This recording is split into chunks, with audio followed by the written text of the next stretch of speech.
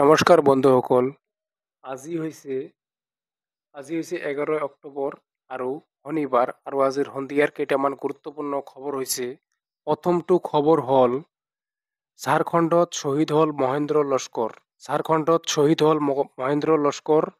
গুৰুতৰভাৱে আহত দুজন জোৱান। গুৰুতৰভাৱে আহত হয় দুজন জোৱান। ঝাৰখণ্ডত উগ্ৰপন্থীৰ দ্বাৰা সংঘটিত হোৱা আইইডি বিস্ফোৰণত অসমৰ এজন CRPF জোৱান শ্বহীদ হ'ল। ঝাৰখণ্ডৰ চাইবাসা ৰেঞ্জ এলেকাত শুকুৰবাৰে নিশা সংঘটিত হয় আইইডি বিস্ফোৰণটো। সেই বিস্ফোৰণত নগাঁও জিলাৰ কামপুৰৰ কুঁৱৰীআটি গাঁৱৰ তথা CRPF ৬০ নম্বৰ বেটেলিয়নৰ হেড কনিষ্টেবল হিচাপে কৰ্মৰত মহেন্দ্ৰ লস্কৰ নামৰ জোৱানজন চিকিৎসাধীন অৱস্থাত শ্বহীদ হয়।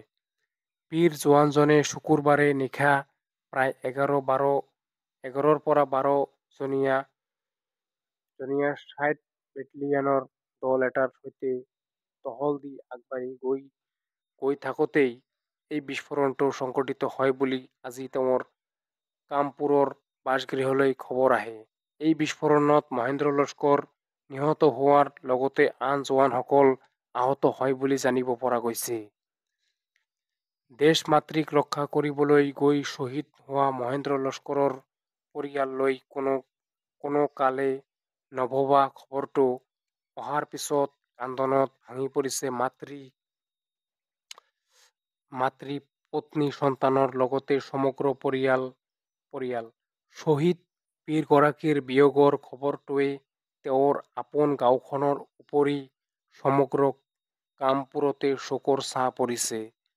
উল্লেখ্য যে সেই ঠাইত আইইডি বিস্ফোৰণক লৈ হৈছিল বুলি চিকিৎসাধীন মহেন্দ্ৰ লস্কৰে ফোনযোগে পত্নীক জনাইছিল। কিন্তু পৰৱৰ্তী সময়ত চিকিৎসালয়তে তেওঁ মৃত্যুক সাৱটি লয়। বৰ্তমান তেওঁৰ মৃতদেহ ৰাঞ্চীলৈ অনা হৈছে। ৰাঞ্চী হৈছে ঝাৰখণ্ডৰ ৰাজধানী চহৰ, য'ত মৰণোত্তৰ পৰীক্ষাৰ পিছত CRPF শিবিৰত তেওঁক চূড়ান্ত চেল্যুট প্ৰদান কৰা হ'ব। কাইলৈ পুৱাৰ ভাগত আহি পাব বুলি জানিব পৰা গৈছে। বীৰ জোৱানজনৰ মৃত্যুত গভীৰ শোক প্ৰকাশ কৰাৰ লগতে পৰিয়ালবৰ্গলৈ সমবেদনা জ্ঞাপন কৰিছে বৰমপুৰ সমষ্টিৰ বিধায়ক জিতু গোস্বামী আৰু ৰহা সমষ্টিৰ বিধায়ক শশীকান্ত দাসে। পৰৱৰ্তী খবৰ, ধুবুৰী জিলাৰ গৌৰীপুৰত 14টাকৈ উট জব্দ। ধুবুৰী জিলাৰ গৌৰীপুৰত 14টাকৈ উট জব্দ, বাংলাদেশলৈ প্ৰেৰণ কৰাৰ সন্দেহ। ধুবুৰী জিলাৰ গৌৰীপুৰত 14টাকৈ উট জব্দ হোৱাৰ ঘটনাই চাঞ্চল্যৰ সৃষ্টি কৰিছে। গৌৰীপুৰৰ চাৰালডাঙাৰ এটা ইটা ভাটাৰ সমীপত ট্ৰাকৰ পৰা উট কেইটা নমোৱাৰ সময়তে ৰাইজে প্ৰত্যক্ষ কৰি খবৰ দিয়ে গৌৰীপুৰ আৰক্ষীক। ইফালে আৰক্ষী অহাৰ উমান পাই ট্ৰাকৰ চালক আৰু চোৰাং উট সৰবৰাহকাৰীৰ দলটো উট আৰু ট্ৰাকখন এৰি ঘটনাস্থলীৰ পৰা পলায়ন কৰে। অভিযোগ অনুসৰি চাৰালডাঙা অঞ্চলৰ পৰা আলমগঞ্জ হৈ চৰ অঞ্চলেৰে বাংলাদেশ প্ৰেৰণ কৰাৰ সন্দেহ সৰবৰাহকাৰীৰ বিৰুদ্ধে। জব্দকৃত ট্ৰাকখনৰ নম্বৰ হৈছে UP 17BT 5719। গৌৰীপুৰ আৰক্ষীয়ে ট্ৰাক আৰু উট জব্দ কৰি আৰম্ভ কৰিছে তদন্ত। পৰৱৰ্তী খবৰ, আফগানিস্তানক লৈ ভাৰতৰ ডাঙৰ সিদ্ধান্ত, কাবুলত দূতাবাস মুকলি কৰাৰ ঘোষণা। আফগানিস্তানক লৈ ভাৰতৰ ডাঙৰ সিদ্ধান্ত, কাবুলত দূতাবাস মুকলি কৰাৰ ঘোষণা। বৃহস্পতিবাৰে কাবুলত কেইবাটাও বিস্ফোৰণৰ ঘটনা সংঘটিত হোৱাৰ পৰিপ্ৰেক্ষিতত দেশখনত আতংকময় পৰিৱেশ বিৰাজ কৰিছে। বিস্ফোৰণৰ ঘটনাই পাকিস্তান আৰু আফগানিস্তানৰ মাজত উত্তেজনা পুনৰ বৃদ্ধি কৰা পৰিলক্ষিত হৈছে।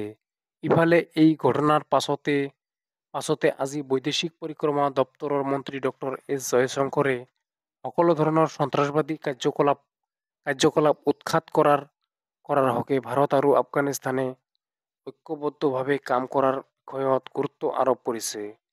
লক্ষণীয় যে নতুন দিল্লীত আফগানিস্তানৰ বিদেশ মন্ত্ৰী আমিৰ খান মুট্টাকিৰ সৈতে অনুষ্ঠিত বৈঠকৰ পাছতে ভাৰতে আফগানিস্তানৰ সৈতে সম্পূৰ্ণ কূটনৈতিক সম্পৰ্ক পুনৰুদ্ধাৰ কৰাৰ লগতে আফগান ৰাজধানী কাবুলত দূতাবাস মুকলি কৰাৰ কথা আনুষ্ঠানিকভাৱে ঘোষণা কৰিছে।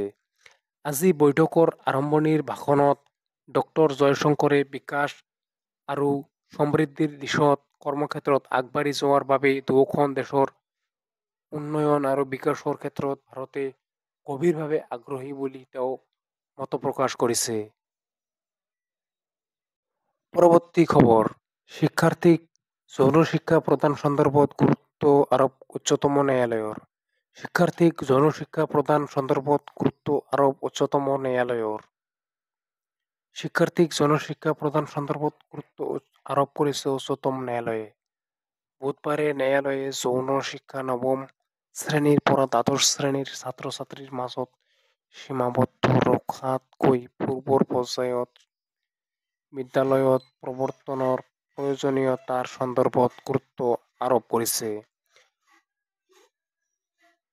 উল্লেখযোগ্য যে নাবালিকাক যৌন নিৰ্যাতন চলোৱাৰ অভিযোগত অভিযুক্ত 15 বছৰীয়া কিশোৰ এজনৰ জামিন আবেদনৰ শুনানিৰ সময়ত এই পৰামৰ্শ আগবঢ়াইছে উচ্চতম ন্যায়ালয়ে। যৌৱন আৰু যৌন আচৰণৰ সন্দৰ্ভত আগতীয়াকৈ সজাগ হোৱাৰ বাবে গুৰুত্ব আলোকপাত কৰিছে। ন্যায়াধীশ সঞ্জয় কুমাৰ আৰু আলোক আৰাধেৰে বিচাৰপীঠে ভুক্তভোগী আৰু অভিযুক্ত দুয়োজনেই কিশোৰ-কিশোৰী বুলি পৰ্যবেক্ষণ কৰি হাইস্কুলৰ বহু আগতেই ছাত্ৰ-ছাত্ৰীক শাৰীৰিক, আৱেগিক আৰু সামাজিক পৰিৱৰ্তনৰ বাবে প্ৰস্তুত কৰাৰ গুৰুত্ব দিছে। এই ঘটনা সংঘটিত হৈছিল 2023 চনৰ 20 অক্টোবৰত উত্তৰ প্ৰদেশৰ সম্ভল জিলাৰ হায়াত নগৰ থানাত দাখিল কৰা এফআইআৰৰ অভিযোগ অনুসৰি দশম শ্ৰেণীৰ ছাত্ৰীগৰাকীক অভিযুক্ত যুৱকজনে নিজৰ বাসগৃহলৈ লৈ যৌন নিৰ্যাতন চলোৱাৰ অভিযোগ উত্থাপন হৈছে, যাৰ বাবে গৰ্ভৱতী হৈছিল কিশোৰগৰাকী। ইয়াৰ পাছতে আইপিচিৰ 376 আৰু 506 ধাৰা আৰু যৌন অপৰাধৰ পৰা শিশু সুৰক্ষা আইনৰ 6 নং ধাৰাত অভিযুক্ত কিশোৰজনৰ বিৰুদ্ধে আইনী ব্যৱস্থা গ্ৰহণ কৰা হয়। এই কাৰ্যবিধিৰ সময়ত উত্তৰ প্ৰদেশ চৰকাৰে NCIRTৰ নিৰ্দেশনা অনুসৰি নৱম শ্ৰেণীত যৌন শিক্ষা আৰম্ভ হোৱা বুলি উল্লেখ কৰি শপতনামা দাখিল কৰে। পিছে আদালততে অসন্তুষ্টি প্ৰকাশ কৰি জোৰ দি কয় যে কিশোৰ-কিশোৰীসকলক হাইস্কুলত পঢ়াৰ বহু আগতেই শাৰীৰিক পৰিৱৰ্তন, সন্মতি আৰু দায়িত্বশীল আচৰণৰ বিষয়ে জ্ঞান দিব লাগে।